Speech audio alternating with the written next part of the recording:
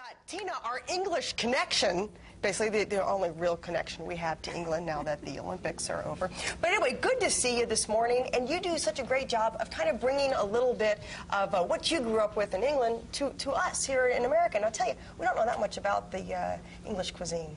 Well, I think English cuisine has a really bad press because I think we go around saying how bad it is, but actually it's very good if you use some really great ingredients. And I've had a fantastic summer working with a lot of farmers markets and getting my hands on some of the most incredible ingredients.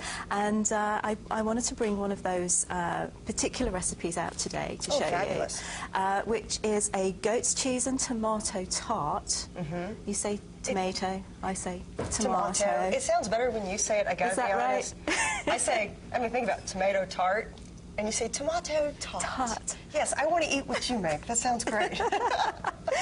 Well, but the point is it's an old English recipe, but these are local, fabulous local absolutely, and that's what I like to do, is take some really good recipes from back home and bring them here using some really good local ingredients, organic where I can, and just having some, and the flavors are just fantastic. And what I'm doing today is this tart. This is a pre-cooked, we call it blind baking, a pastry case that I've already made. This is just a short crust pastry.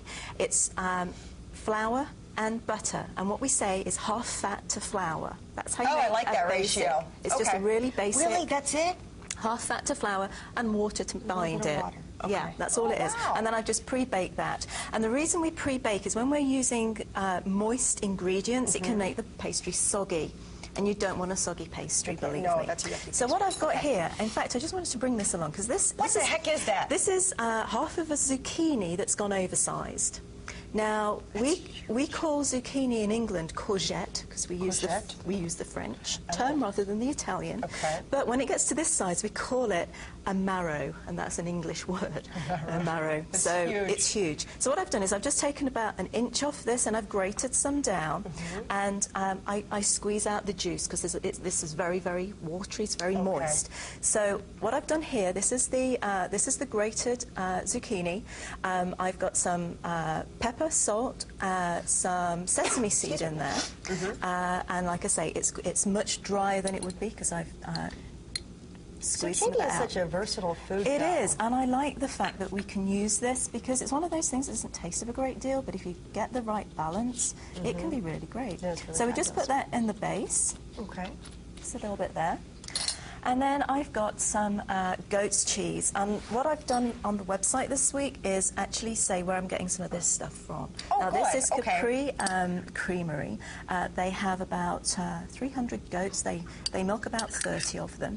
And this is a feta goat's cheese. So it's a locally sourced goat's cheese, which tastes amazing. Makes it that much better. And I so wanted to do this recipe as soon as I saw tomatoes coming into season. I mean, these are just a few of the smaller, colourful ones.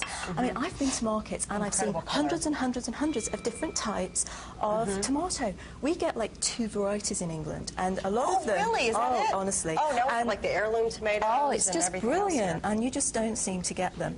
And they don't taste that great because we don't get the sun that you have here. That's true. So we have a lot of green tomato and not a lot of nice, juicy, fresh red tomato. I'm glad you're enjoying our tomatoes. Oh, it's just been brilliant. And I say I really wanted to do something with this. So all I'm doing here is I've got some herbs. I'm using 2 different colours. You can use any colour. The small ones are nice and sweet. And we just add this all in here. And then, just to top it off, is some herbs. This is just a mixture of herbs out of my garden, because I have a little herb garden at the back of my home. And we've got sage, thyme, basil. Yes. You say basil. Basil. And that's all we've got there. Fabulous. So that goes into the oven at 400 degrees for about 20, 25 you don't really minutes. Want to cook it necessarily. You just want to. Yeah, you just want to. Give a nice glaze. That's right. You want a little bit of a glaze. You want the cheese just to get a little bit of crispiness to it, and the tomato, and they're really good. These are fabulous. I Would can't you, wait. would They're you so like, pretty. Absolutely. would Do you I like want to to taste try? it? Yeah. Of course. Shocker.